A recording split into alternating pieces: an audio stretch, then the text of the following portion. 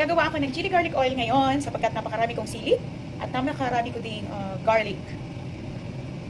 At ito ang aking mantika, guys. Guess kung anong brand ng aking mantika.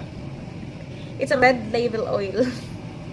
Hindi, ito ay oil. Ito ay Red Label talaga na bote. Nilagay ko lang dito yung oil. Baka naman sabihin nyo, may oil na palang Red Label, ha?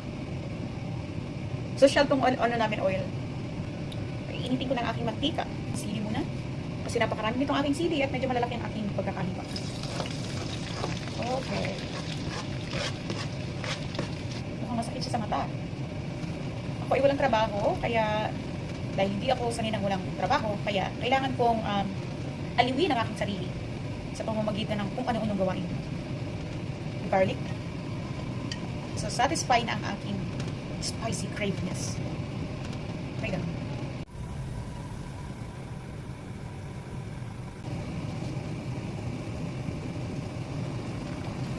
Ilagyan ko na lamang siya ng toyo dahil wala akong oyster sauce. Wala rin akong asukal. O kaya ay honey na lamang ang aking ilalagay. Itong honey. Para meron lamang siyang konting tamis. Yay! Ito ng aking chili garlic oil. Wala siya masyadong oil. Ayoko na masyadong oil.